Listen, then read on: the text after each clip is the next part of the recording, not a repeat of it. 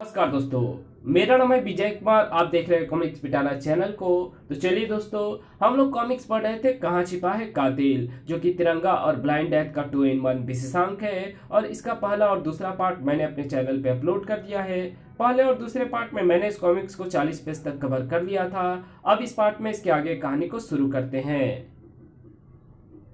मतलब ये कि आखिरी हत्यारे के हाथ से आपको जो मरवाना चाहता है, बिहारी बाबू नामक आपका यह सहयोगी उसके हाथों की कठपुतली बना हुआ था। और चूंकि मैं इसकी तलाश में था, इसलिए उस आदमी ने आखिरी हत्यारे की मदद से आपके साथ साथ इसे भी मारने की साजिश रच दी। किस्मत से मैं आपको बचाने पहुंच गया, लेकिन ये मारा गया। अब महत्वपूर्ण सवाल यह है कि ये चींटियां यहाँ आई कहां से। 1 मिनट, शायद मुझे इसका जवाब मिल गया इस जूस के गिलास के रूप में, क्योंकि ऐसा ही एक गिलास मैंने आपकी कुटिया में भी पड़ा देखा था। और देखिए, जूस की वे बूंद जिसकी मदद से चलकर आखिरी हत्यारे के द्वारा छोड़ी गई चींटियां आप तक पहुंची है। ओह, जूस के इन गिलासों को तो रामू लाया था। इसका मतलब रामू भी उसी हत्यारे से मिला हुआ है। मैं उसे अभी पकड़ता हूँ। मेरे ख्याल से अब वो हमारी पकड़ में नहीं आएगा, आत्माराम जी। वो तो कभी का भगवान को प्यारा हो चुका होगा। सचमुच। उफ, ये तो बहुत ही भयानक ढंग से मारा गया। इसे पारा खिलाया गया है जो इसके शरीर से फुट फुट कर निकला है। यानी आखिरी हत्यारे की मदद से भाई जी की हत्या करने वाला व्यक्ति जो जो भी है, बहुत चालाक है। आपने बिल्कुल सही कहा आत्माराम जी।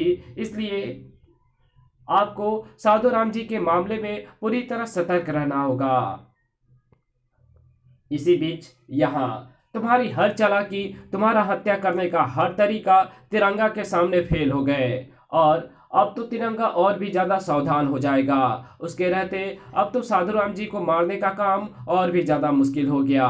सही कहा तुमने। इसलिए अब सबसे पहले तिरंगा को ही अपने रास्ते से हटाना होगा।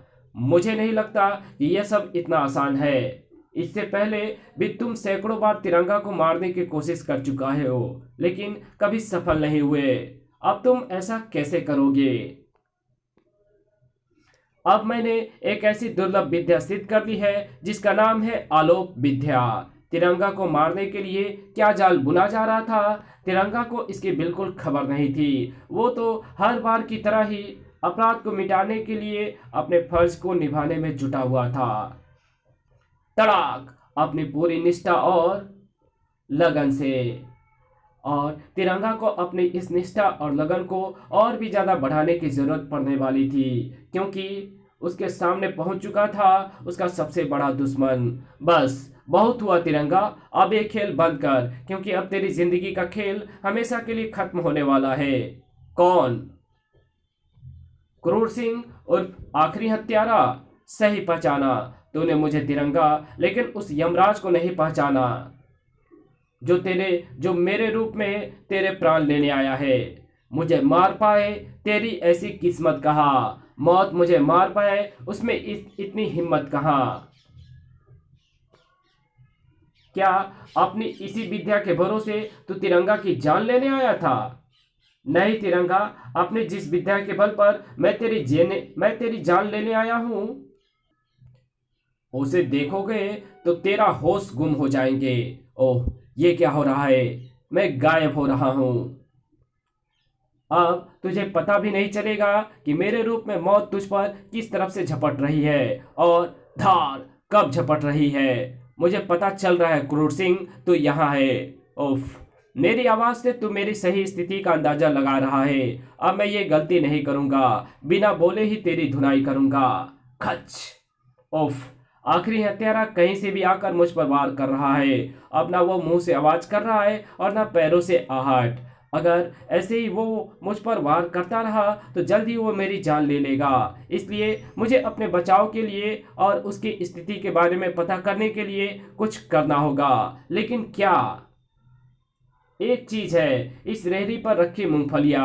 ये मूंगफलियां अदृश्य आखिरी हत्यारे को सामने लाने में मेरी सहायता करेंगी, क्योंकि जैसे मेरी तरफ बढ़ने के लिए आखिरी हत्यारा अपने कदम आगे बढ़ाएगा, उसके कदमों के नीचे दबकर मूंगफलियां फूटकर आवाज करेंगी और जहां से वो आवाज गूंजेगी कर कर, वहीं मैं वार करूंगा। आ मेरे पैरों के नीचे दबकर फूटती मूंगफलियों की वजह से तुझे मेरी स्थिति का आभास हो रहा है। धार। कोई बात नहीं, अब मैं तेरी तरफ कदम नहीं बढ़ाऊंगा बल्कि दूर से ही तुझ पर हमला करूंगा। ओह, मेरा ये हमला भी तुझ पर कारगर सिद्ध नहीं हो रहा क्योंकि अपनी तरफ बढ़ते इन हथियारों को तू देख पा रहा है। कोई बात नहीं, अदृश्य करने वाले इस भभूत के रूप में इसका भी इलाज है मेरे पास। भभूत गिरते ही अदृश्य हो गए उन हथियारों ने तिरंगा को करहाने के लिए मजबूर कर दिया। खच आ इस बार ये बड़ा त्रिशूल अदृश्य होकर तेरी तरफ आएगा तिरंगा, और मुझे उम्मीद है कि ये जरूर तेरे कलेजे को चीर कर निकल जाएगा। आखिरी हत्यारे ने जैसे कहा था वैसा होना निश्चित था, क्योंकि जो घातक त्रिशूल तिरंगा को चीरने आ रहा था उसे तिरंगा देख ही नहीं सकता था, और जो चीज तिरंगा को दिख ही नहीं रही थी उसे रोकने के लिए तिरंगा कुछ नहीं कर सकता था। लेकिन फिर भी वो त्रिशूल रुका, तिरंगा के कलेजे से कुछ ही इंच दूर रुका, और वो अपने आप नहीं रुका, उसे पकड़कर रोका था उस शख्स के दो हाथों ने जिसे तिरंगा आंखें फाड़कर देख रहा था। तुमने अपने हाथों से पकड़कर त्रिशूल को रोका और मुझे बचाया। कौन हो तुम? और तुम्हें मेरी तरफ बढ़ता अदृश्य त्रिशूल कैसे दिखाई दिया? मुझे ब्लाइंड डेथ कहते हैं। कोई भी वस्तु अदृश्य हो या सदृश्य मुझे कोई फर्क नहीं पड़ता, वो किसी भी रूप में मेरी आंखों से नहीं बच सकता। ओह, हत्यारे ने 500 अदृश्य खंजर तुम्हारी तरफ उछाल फेंके हैं, बचो।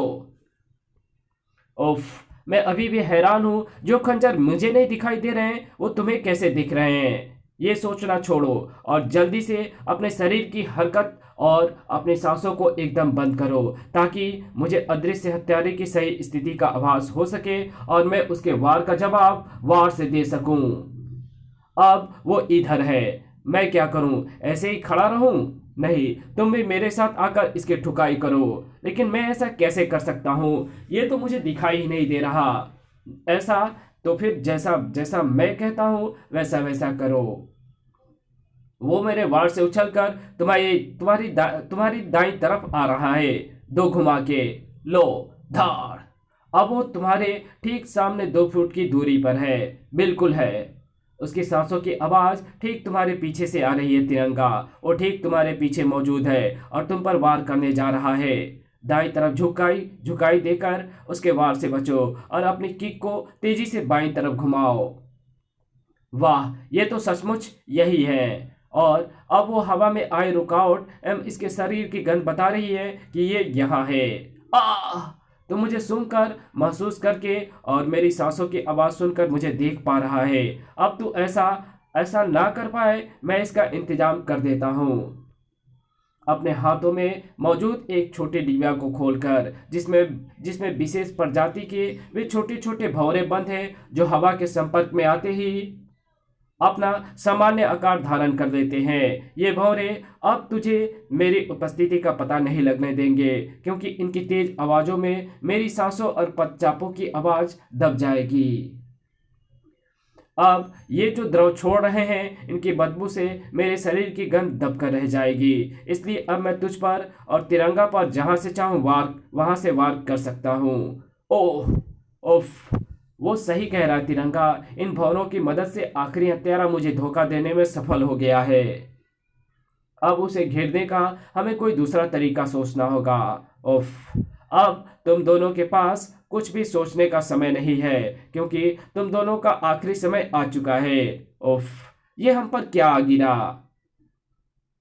एक ऐसा द्रव जिसकी वजह से वो मौत तुम तक पहुंचेगी, जो इस डिबिया से निकल रही है। और इसे मैं अदृश्य इसलिए नहीं कर रहा ताकि मरते मरते तुम दोनों को ये पता लगे कि तुम किसके हाथों शहीद हुए हो। उफ, आह! वो अनोखा जानवर ऐसे झपटा कि ना तो तिरंगा को संभलने का मौका मिला और ना ब्लाइंड डेथ को। ऐसे जकड़े गए दोनों कि टस से मस भी नहीं हो पा रहे थे। उफ, इसने तो हमें बुरी तरह जकड़ लिया। इसकी जकड़ हड्डियां तोड़े दे रही है। हड्डियों को तोड़ने की कोशिश के साथ साथ यह हमारा खून भी चूसने की कोशिश कर रहा है। हमें इससे छूटना होगा। उफ, नहीं छूट पाओगे, क्योंकि जब तक ये द्रव हमारे शरीर पर मौजूद है, हाँ, इससे हमें हमारा भगवान भी नहीं बचा सकता। अब तुम दोनों मरने जा रहे हो तिरंगा, और तुम्हारी इस मौत को मैं तुम्हारे सामने यानी सदृश से होकर ही देखूंगा।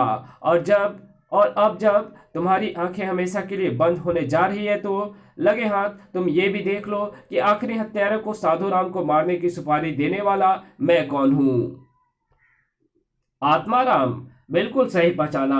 मैं साधु राम का छोटा भाई आत्माराम ही हूँ, और मैं ही अपने बड़े भाई साधु राम को मारना चाहता हूँ, क्योंकि मैं चाहता हूँ कि साधु राम के मरते ही उनकी गद्दी पर लोग मुझे ही बैठाएंगे, और मैं उनकी लोकप्रियता का लाभ उठाकर राजनीति के उन ऊंचाइयों पर पहुंच जाऊंगा जिसे मेरा बेवकूफ भाई सदा नकारता आया था। अपने इस सपने को पूरा करने के लिए मैंने आश्रम के कुछ अन्य आदमियों को भी अपने साथ मिलाया था, लेकिन वे सभी बेवकूफ निकले, इसलिए मुझे उन्हें मरवाना पड़ा।